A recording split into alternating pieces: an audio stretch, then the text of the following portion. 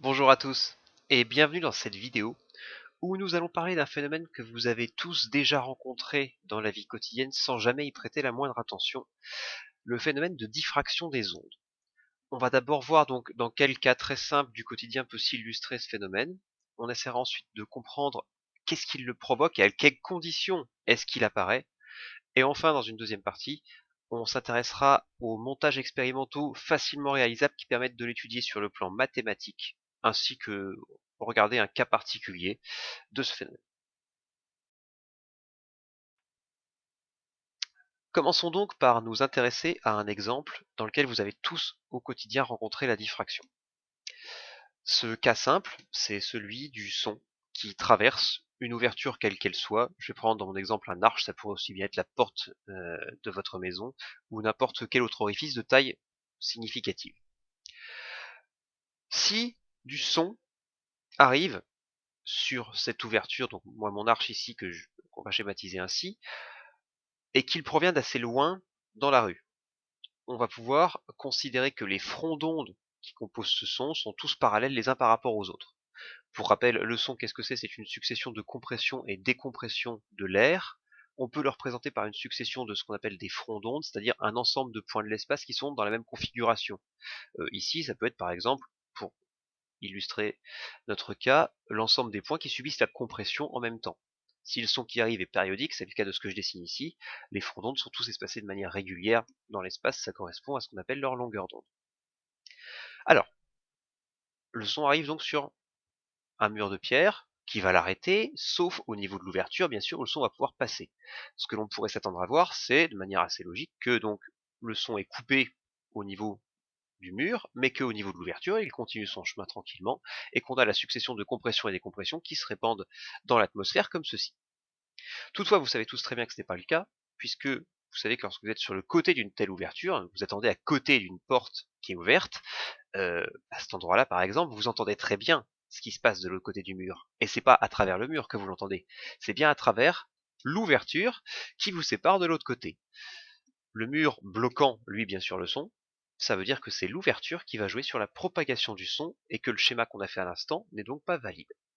Ce qu'il se passe, c'est plutôt quelque chose qui va ressembler à ceci. À savoir que le son va changer de direction de propagation, va arrêter d'avancer en ligne droite et va se disperser pour atteindre les côtés de l'ouverture. C'est ce phénomène qui s'appelle la diffraction de l'onde. En passant à travers une ouverture, la propagation de l'onde change et en l'occurrence, elle se répartit sur un volume d'espace beaucoup plus grand.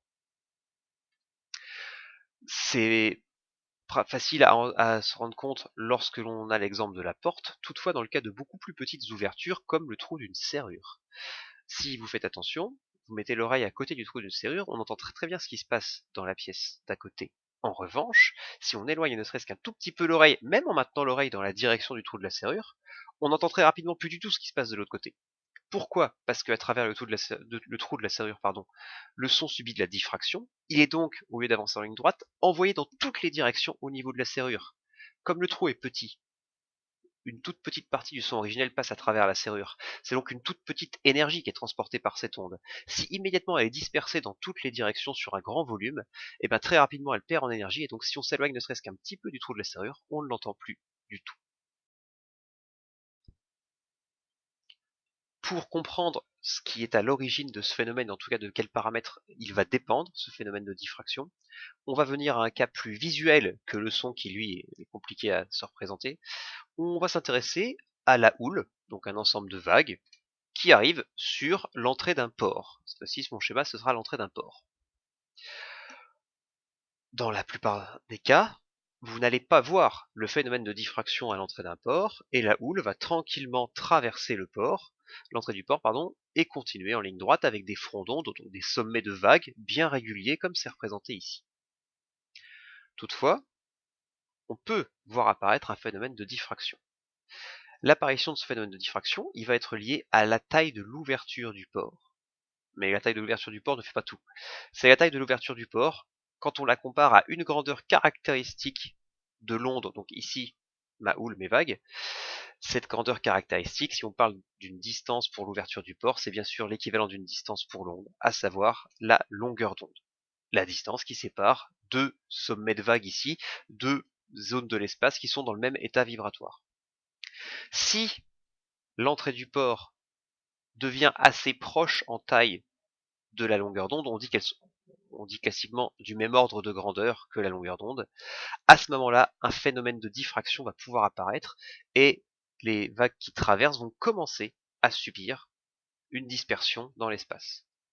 Toutefois, cette dispersion dépend de la taille de l'ouverture, et plus l'ouverture sera petite, plus la dispersion sera totale. Il faut une ouverture qui est vraiment très très petite, même un tout petit peu en dessous de la longueur d'onde dans l'absolu, pour voir, comme sur le schéma qui est représenté ici, les vagues se mettre à raser les berges des digues qui bloquent l'entrée du port. Retenez bien en tout cas que c'est bien la comparaison entre la longueur d'onde de l'onde concernée et les dimensions de l'obstacle qu'il y a sur son passage qui vont provoquer la diffraction.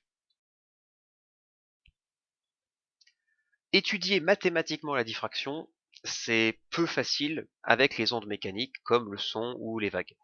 On va plutôt préférer utiliser de la lumière et on va préférer surtout utiliser de la lumière monochromatique, on verra pourquoi dans le cas particulier après, pour faire une étude propre. Une étude de diffraction, ça se fait donc en plaçant pas forcément une ouverture mais un obstacle sur le trajet de l'onde. Si on utilise un laser, le laser, logiquement si c'est un laser de bonne qualité, vous donne un faisceau parfaitement rectiligne et qui va faire un point sur l'écran. On place donc un obstacle, ça peut être un objet ou une fente comme celle qui est représentée ici, tant qu'à faire une fente réglable pour faire l'étude préalable, dont on va pouvoir donc ajuster la taille, on la place sur le trajet du laser. Si la taille de cet obstacle est d'un ordre de grandeur proche de la longueur d'onde du laser, comme pour le cas des vagues à l'entrée du port, on va voir apparaître de la diffraction, c'est-à-dire qu'au lieu d'aller en ligne droite, le laser va se mettre à se disperser sur une fine ligne qui va ressembler sur l'écran à ceci. Contrairement à ce qu'on aurait avec des ondes mécaniques, la figure qu'on observe n'est pas une figure continue. Les figures de diffraction avec les ondes électromagnétiques au sens large, donc pour nous ici des ondes lumineuses, ressemblent toujours à ceci. Une tache centrale très intense et des petites taches de taille 2 fois moins importante réparties régulièrement sur les côtés, formant une nappe dans la direction où a été diffractée l'onde.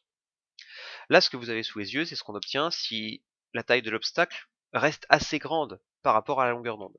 Pour obtenir une belle figure de diffraction, on va plutôt prendre un obstacle vraiment très très proche en termes de taille de la longueur d'onde du laser, auquel cas on pourra observer une figure comme celle-ci.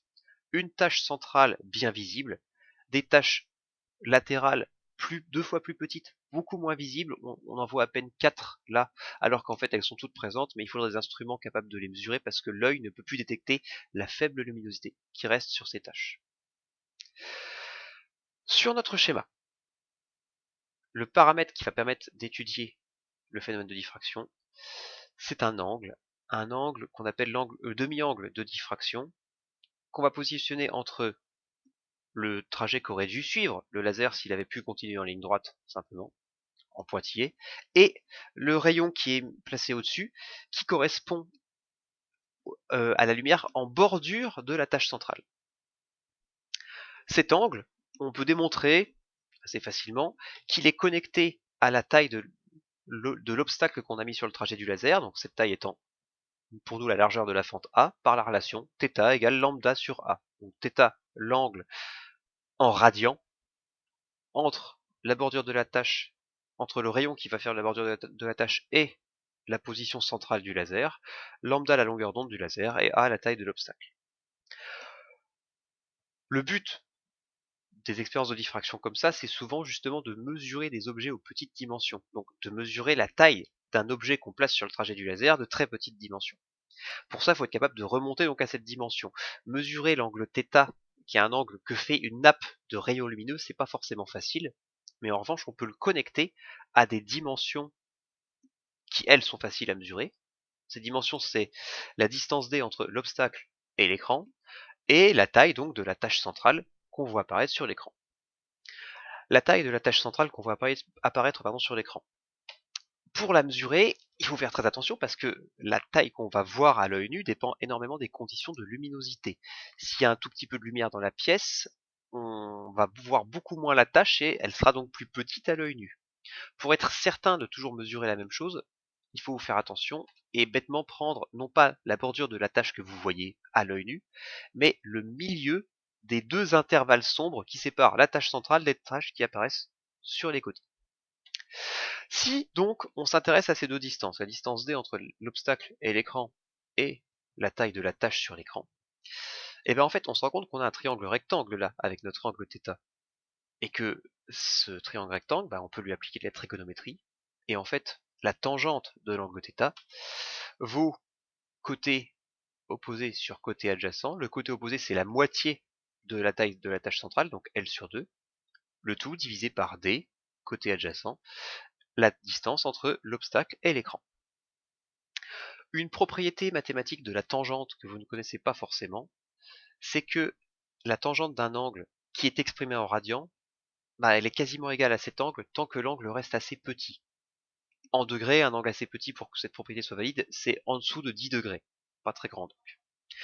Si on est avec des angles petits, et c'est très facile à faire, c'est souvent le cas d'ailleurs avec des figures de diffraction comme celles que vous avez vues, lorsque les angles deviennent grands et les tâches sont à peine visibles, tant que les tâches sont visibles, ces conditions sont à peu près respectées. On a donc en fait, pour θ exprimé en radians, θ égale L sur 2D. Or, on a vu que θ était aussi égal à lambda sur A, ça veut dire que, par égalisation, lambda sur A est égal à L divisé par 2 sur D. Et on a donc là une relation qui connecte la longueur d'onde du laser, ça connu avec précision, la taille de la tâche centrale sur l'écran, facile à mesurer si vous faites attention, la distance entre l'obstacle et l'écran, facile à mesurer aussi, et la taille de l'obstacle qu'on a placé sur le trajet du laser. Ce genre de relation permet donc d'explorer des petites dimensions en plaçant des obstacles de très très petite taille sur le trajet d'une onde monochromatique. Si on fait ce genre d'études sur de la lumière monochromatique, c'est parce que la lumière blanche, donc qui est la lumière la plus polychromatique possible, pose quelques problèmes.